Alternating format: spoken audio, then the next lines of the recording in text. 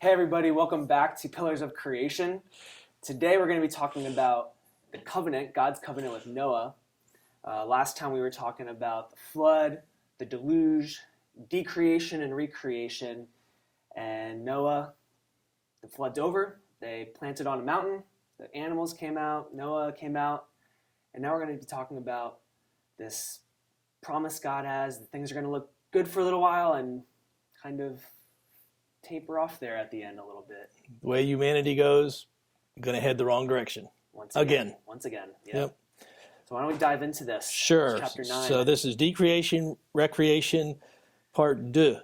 Part 2. 2. Here we go. Yes. So just looking at the narrative of the flood in chapters 7 and 8.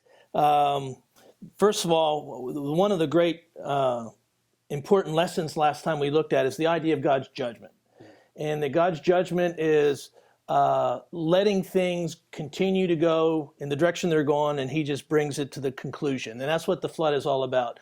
Mankind is taking things to be evil all the time, destroying the world and that he created. And so God's going to say, he's going to step back and he's going to let the waters come. Chaos is going to come again. Yeah. So that's the important thing we see there. First of all, that's the decreation part. Then another important lesson we looked at, and this is one of Jordan, your favorites, the chiasm of the flood, and it's built around what? It's built around the center of God remembered Noah. God remembered Noah, and we see the chiasm through this narrative by the numbers. Mm-hmm. And we talked about the number 40, but there's a bunch of other numbers, and it was in the I think it was in the handout we gave last week, wasn't it? Yeah, you can go back and look at that handout. But the important point there, people say, why aren't you getting into the chiasms? Look at the center point. That's what God is helping us see there. God remembered Noah in the ark. And then the third thing is that we get into recreation. And this is Genesis chapter 8, where we have a narrative, a second narrative of creation. Yeah. We see the parallels to the days of creation there. Now, they were not, in this case, 7 literal days. There are a number of other days, but we see the same parallel there in the progress of creation. Now, what would you say is the main point that Genesis is making to the people of Israel and to anybody else who would hear of this account? I think the biggest point, well, I was thinking, we were talking about this in our discussion group this past week, was if this is the Israelites coming out of Egypt, they're hearing the story. I mean, you're in the middle of nowhere desert. Maybe you thought God forgot you. Mm-hmm. Maybe this could be years in there. And this story is reminding them God doesn't forget you. God still loves you. He cares for you. He's going to take care of you. He remembers you. And that this is his character. Yes. And this being his character in comparison to the character of the petty gods of the pagans around him. Exactly. Yeah. Remember again, if you remember nothing else from Genesis 1 through 11, that God is establishing is the foundation of his revelation through his people and his nation, his church, his word. His revelation is of himself, his character. And he's laying the foundation that God is not like any other God. He is unique. Yahweh is. Yeah. And we want to remember that. So that brings us to chapter 9. And we're going to do a couple of very special things. And I want to say here, and I hope I can communicate this, but if I don't, this one section here in chapter 9 is my favorite part of Genesis 1 through 11. Wow. And it's something that wasn't from as a kid. It's my studies in the last few years. This story and what it says in this story, it just what really impacted my heart about God's character.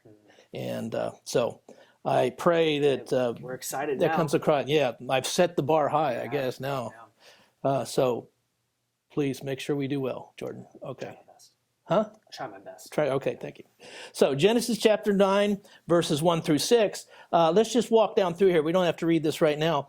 But in verses 1 through 6, I want us to see if God has taken through, in chapter 8, the another creation story, then what you're going to see in Genesis 9, verses 1 through 6 is very similar things to the creation story and after the creation story and all that's going on. So what do we see here? First of all, what does he tell the people to do when they come out?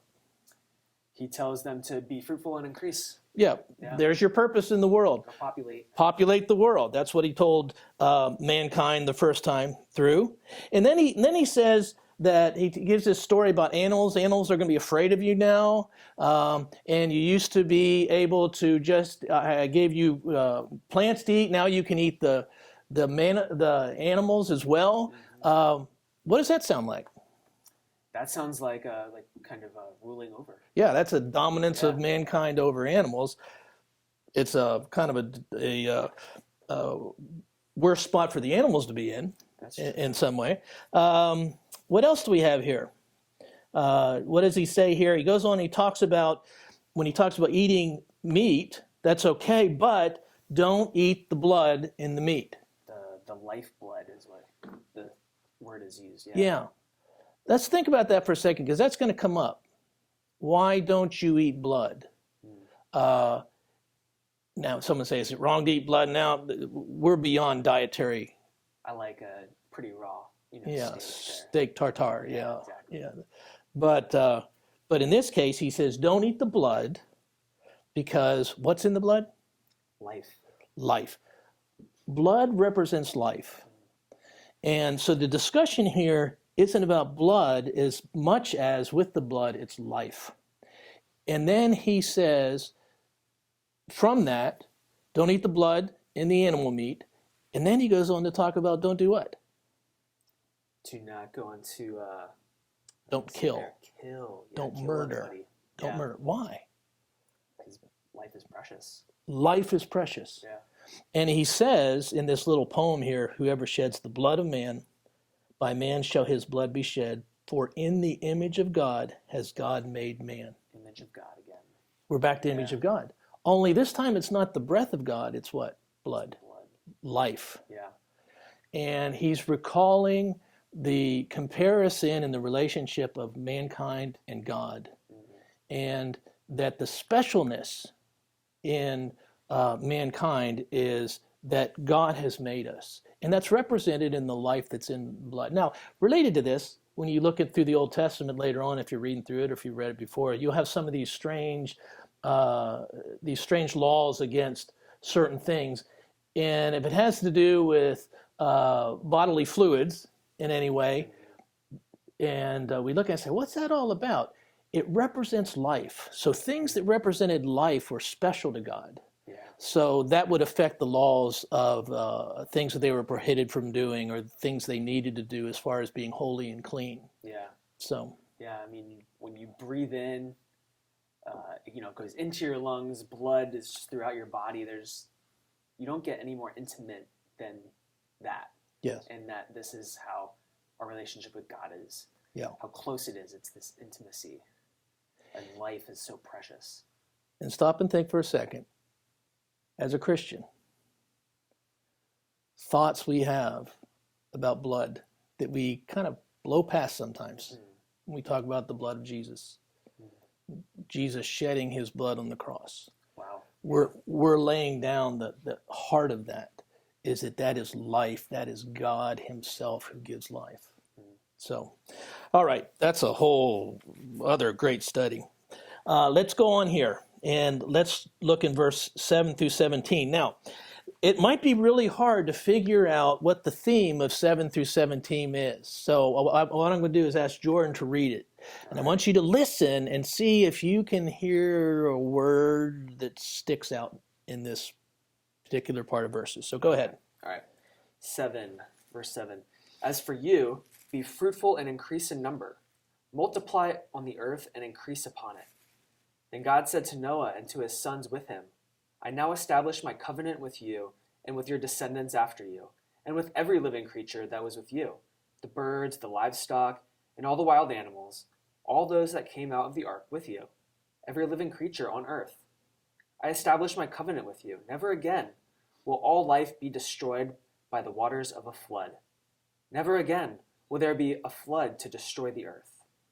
And God said, "This is the sign of the covenant I'm making between me and you and every living creature with you, a covenant for all generations to come.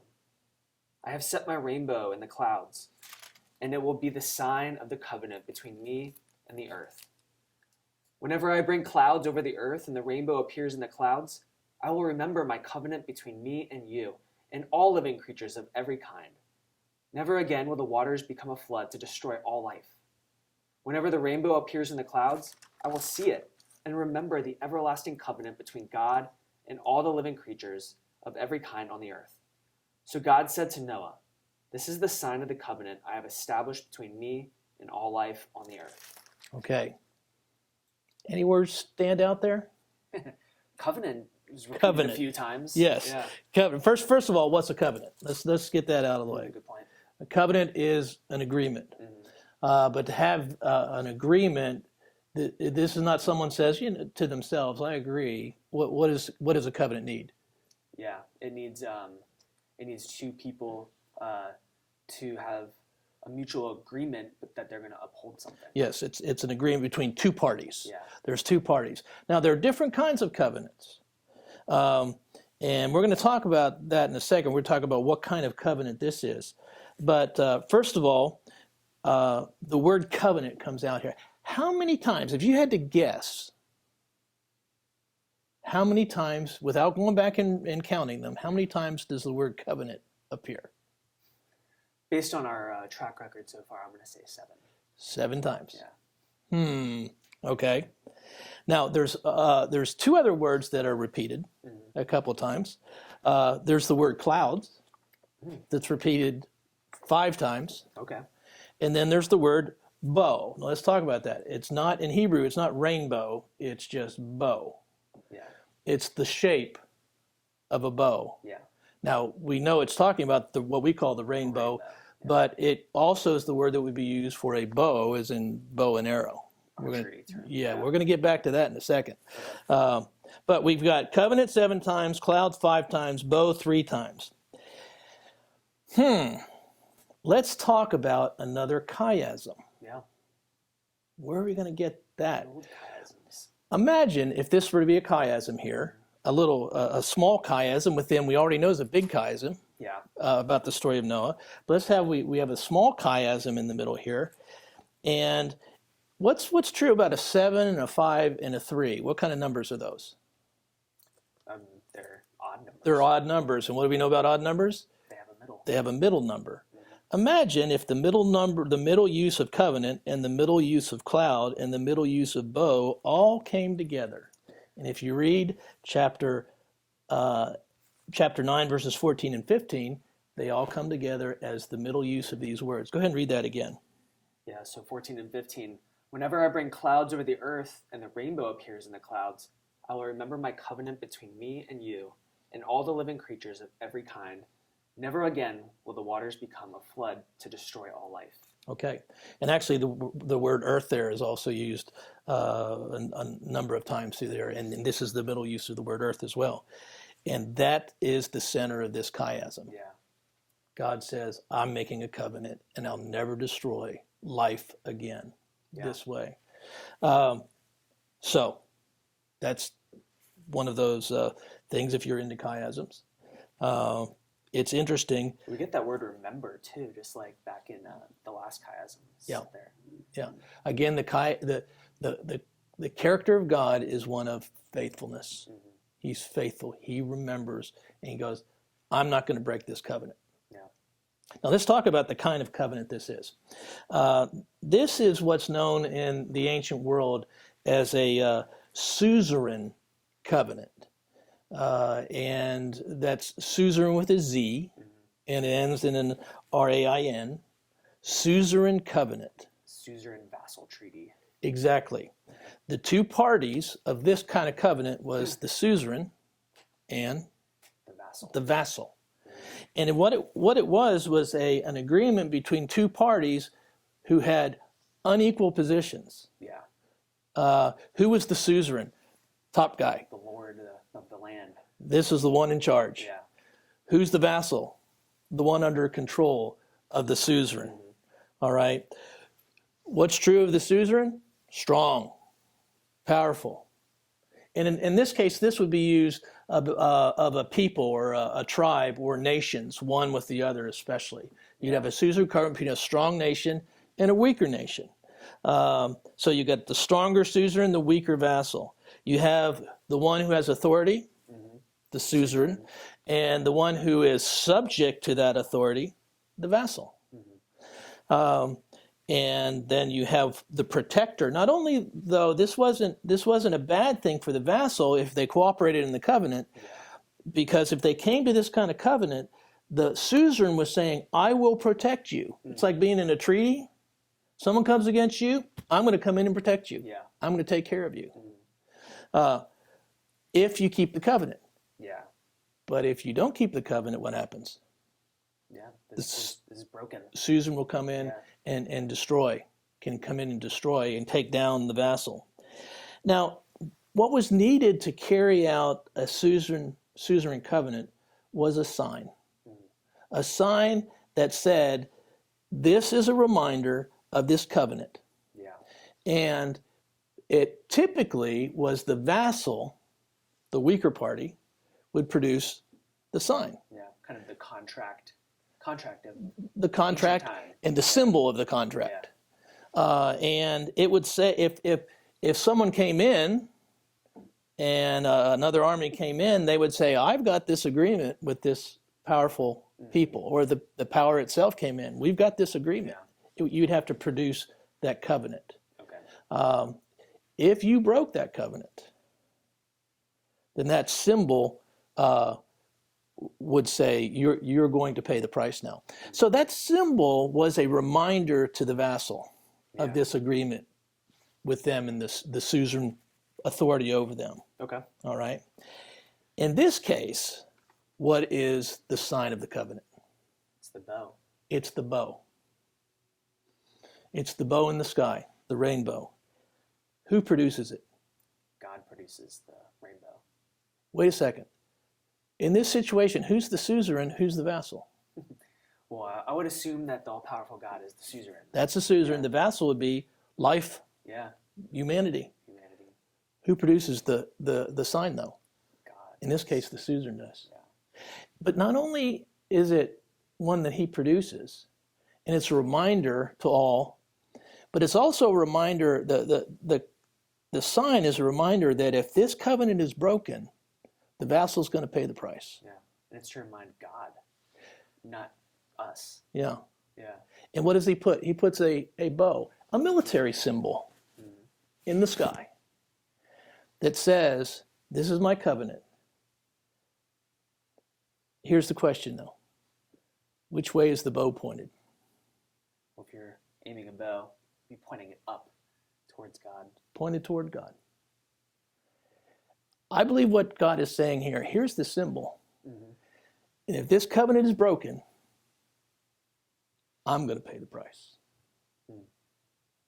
for this agreement being broken. Not the vassal. Now, that's not something you'd look at right away, but that's the part that hit me. It's like, whoa. From way back here is the character of God saying, I will pay the price. Yeah, it's all one-sided on God's end. That there's no punishment for us. We don't even really have to, we don't uphold any of the deal. He's just like, I'm not going to destroy life. And I'm going to remind myself of that. And it's also a reminder in for us as in mankind. Oh, we're going to mess this up. Yeah. Yeah. But God says, I'm still going to take care of it. We're going to see that again and again in God's covenant with men. I'm going to take care of this. Yeah. It's two-sided, but I'm going to take care of this. What does he ask from us, though? Be faithful to me. Yeah. Be loyal to me.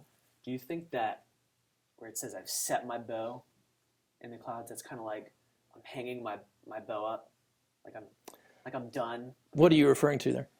Like with the flood, right? Like with judgment, and this is it. Like kind of when you come home from war, is I'm hanging up my gear, right? I'm no longer possibly doing this. I'm hanging that up. Yeah. Just something I thought about reading it. And I'll say too that explanation there, the bow, maybe that's not what it means. But I tell you what, That's the meaning I've drawn from that as I've heard this discussed.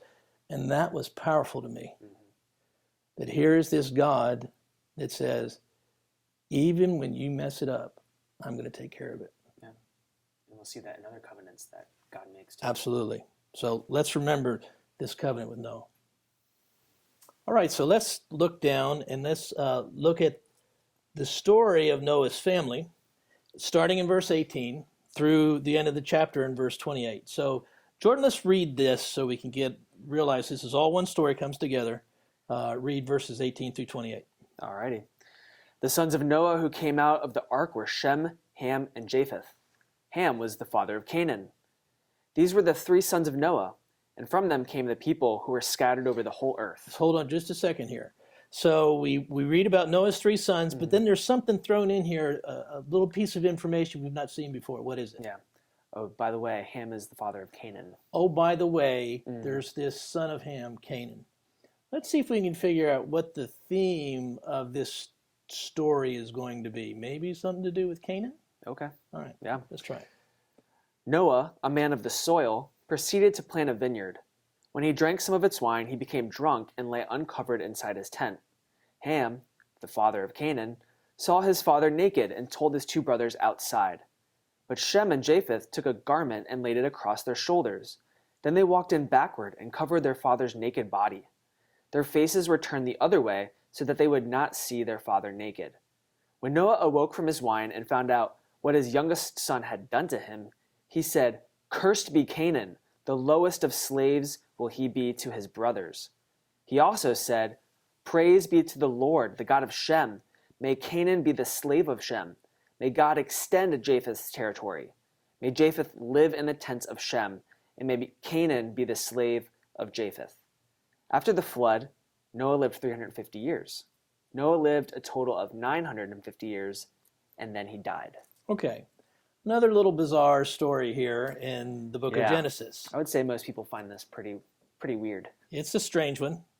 And let's talk about it. But let's remember, what's the theme now as you read down through this is we're introducing Canaan. Mm-hmm. Canaan, the son of Ham. Why do we talk about Canaan?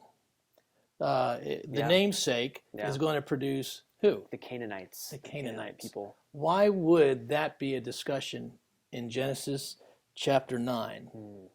Well, I know when they're coming out of Egypt, they're going into the promised land. The Canaanites are the ones that are inhabiting the promised land. Yes, exactly. They've become and will be the enemies of Israel in God's plan. Mm-hmm. Yeah. Not just enemies because they possess the land, but they are contrary to God's plan for his people. Their morality too. The gods they worship. It's all mixed up there. Yeah. It's not good. Canaan doesn't represent anything. So, where did they come from? It goes back to Ham. And it was a curse made by Noah. Yeah. Now, let's talk about Noah here for a second. What we see here, first of all, is Noah a righteous man? Was he faithful to God? He was at least righteous in his time. He was righteous in his time, yeah. Yeah. But God said he was faithful. He was loyal to me. But he didn't do everything piously. Yeah. First of all, he goes out and he plants a vineyard. Mm-hmm. By the way, vineyard, Garden of Eden, yeah, maybe. Getting some points there. He's a man of there. the soil. He's a man of the soil. Just like Adam. Soil, dirt, dust. Yep. Maybe. Yeah, you pointed that out. That's good. But it's a good thing. And here we are, step one. Trouble with some fruit too. Yeah. He gets drunk. Mm-hmm. So you got the Garden of Eden, then he messes up with that. And it's kind of a downhill from here. Yeah. But he gets drunk, and when he gets drunk, he goes into his tent, and it says he lays uncovered.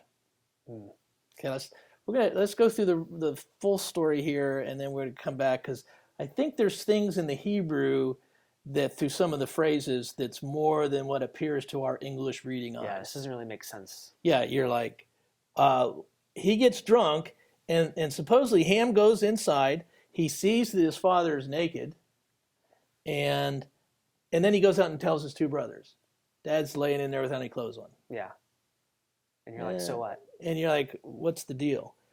And then it was a big enough deal that Shem and Japheth, it says, but Shem and Japheth took a garment, and then he, actually in the Hebrew it says he walked backward. In other words, in this case, when you have two people doing something together, and they're doing action together, the one mentioned first is the one who initiated it, and he's the one given credit for it. So Shem's kind of the hero in this of trying to cover up his father's nakedness. Let's go do this thing. Yeah, so Shem's the good guy, Shem is the good guy, Ham's the bad guy, and he covered up his father's nakedness. And it says, then, and they turned away, so they didn't even want to see it. And then when Noah wakes up, he says he found out what his youngest son had done to him. And then he curses Ham, right? He cursed Canaan. No, he didn't curse Ham. He cursed Canaan. He cursed Ham's son. Okay, wait a second. Maybe a little embarrassing. You're caught without your clothes on like that. You're drunk. Isn't that a little bit of overreaction? He uses some pretty strong language like slavery and basically, this is an intense reaction. Yeah, being slaves to his brothers. Okay, so something happened here, and it wasn't just that Noah didn't have any clothes on, and Ham saw it, went out and told his brothers. Yeah. There's something happened, and it's in the Hebrew phrase, that he saw his father's nakedness.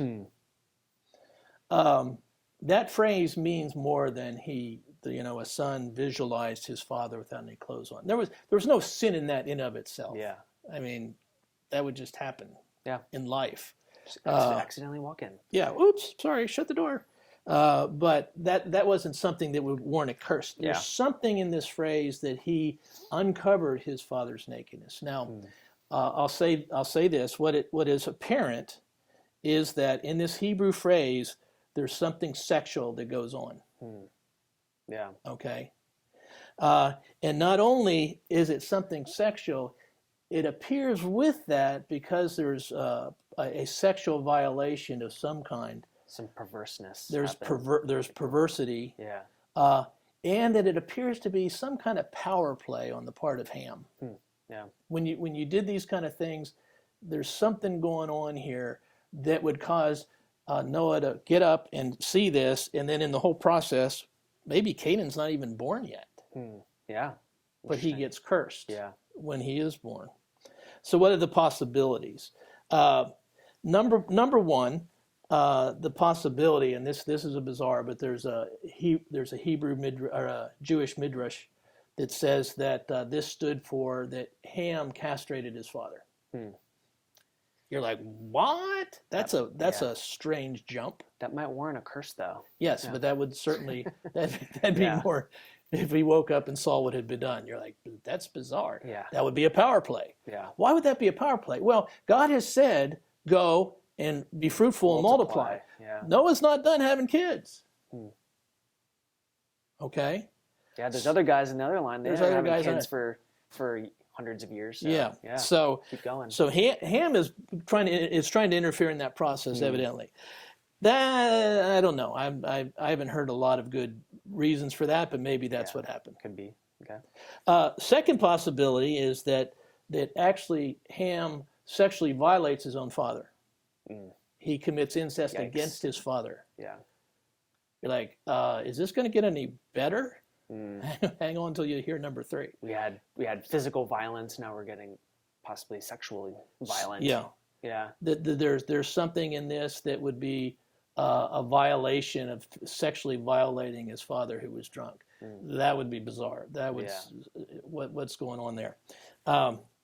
Third possibility, and this is going to take some further study, and in the future we might want to bring some other verses in the Bible. But there are some other verses in the Bible, and I didn't bring them together for tonight.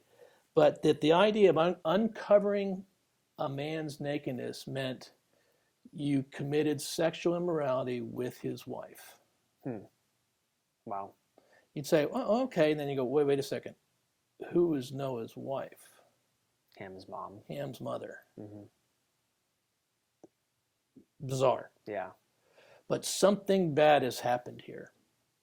Now, people suggested that Ham violated his mother with maternal incest, and the product of that sin Was Canaan. was Canaan. Maybe that was the case. But either way, Ham did more than just see his father damn clothes on. Yeah. There's something going on here. And because of that, there is a great curse that comes against Ham. Yeah.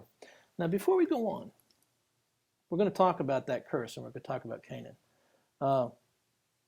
Someone has pointed out what's interesting is they've just walked within their own memory out of the ark when God says, I will never curse this world this way again.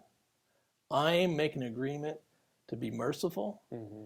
And here's Noah, and what does Noah do when he's faced with this? He throws down a curse. Mm-hmm. So I think there might be a little comparison here between God not cursing God and humans. and here's human beings, here's what human beings Yeah. do. Even in the face of God's patience and long suffering and love and grace, we bring curses on one another. Yeah, and you're like, you just made a covenant and it's already messing things up here. Yeah, it gets all mixed up real bad. Yeah. So just one thought about that is wanted to throw that in there. But then he talks about he curses Canaan. Something thought it was interesting too is because he goes and he tells his brothers. So it's like, is he bragging?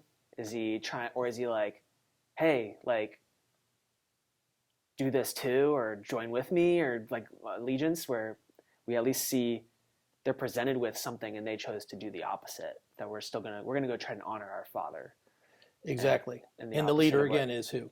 Is Shem. Shem. Yeah. Shem's the leading to honor his father or to cover up his dishonor. Yeah. Yeah.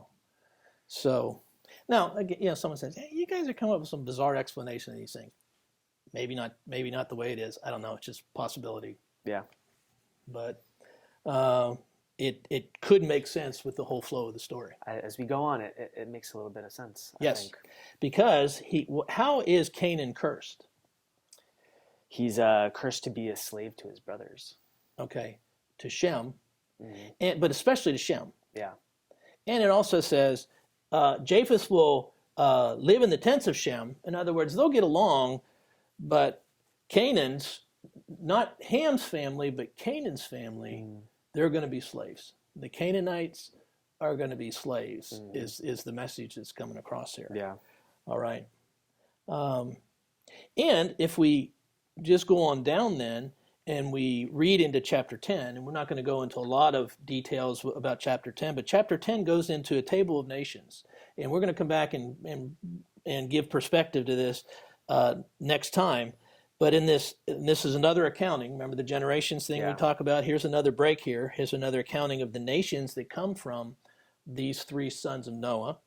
And we see, first of all, in verses 1 through down through verse 5 is Japheth's family, and then we see Ham's family.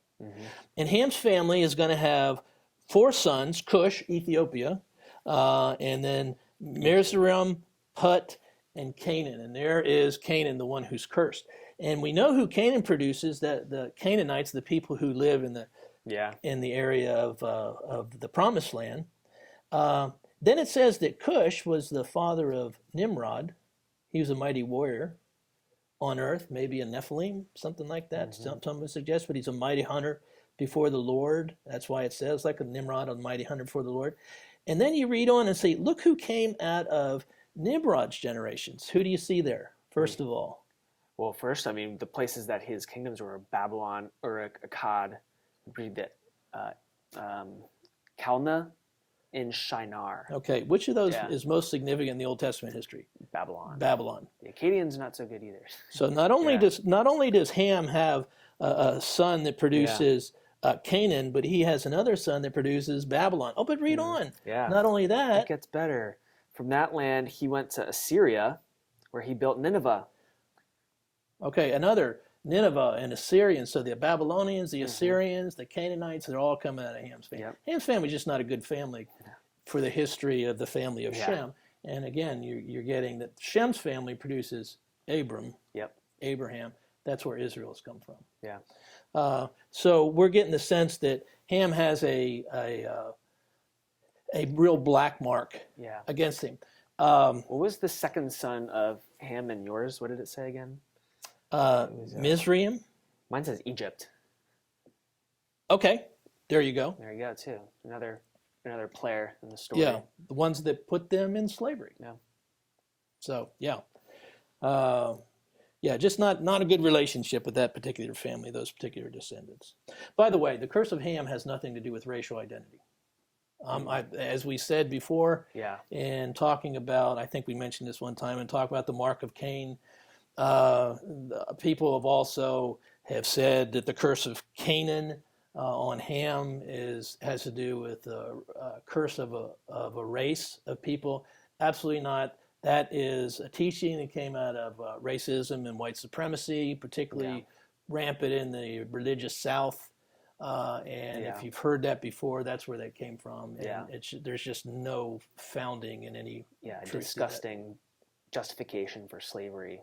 Yes, exactly. Is exactly what it was.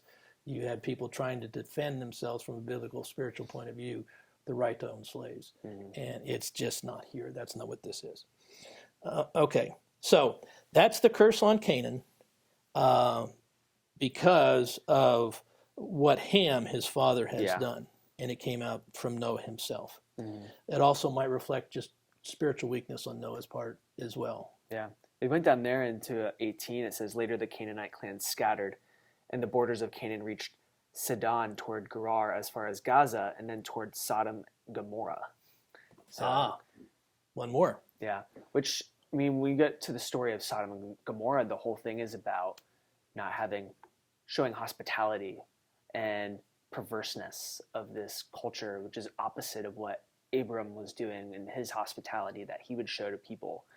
And so we're seeing this trickling down of the line, starting with Ham, of perverseness going through his line. Absolutely. Great point. It's kind of like what you see with Cain and Abel. You see in Cain this genealogies of evilness and violence. And here you see the perverseness and the enemies of God's people in the descendants of Ham. Yeah. And particularly in the descendants of Canaan. So, okay, you're wanting to slip ahead to Abraham, and I know we need to stop that. So we're going to stop here, and next week we're going to get into talking about the tables of nation, and then another great fall on the part of mankind, and that is the Tower of Babel. Yeah. So have some great conversation with your discussion groups. We talked about God's covenant. We talked about recreation again after the flood, and we talked about some tough things with Noah and Ham and perversity. So we're looking forward to hearing what kind of discussions come about from this topic, and we'll see you in a few weeks.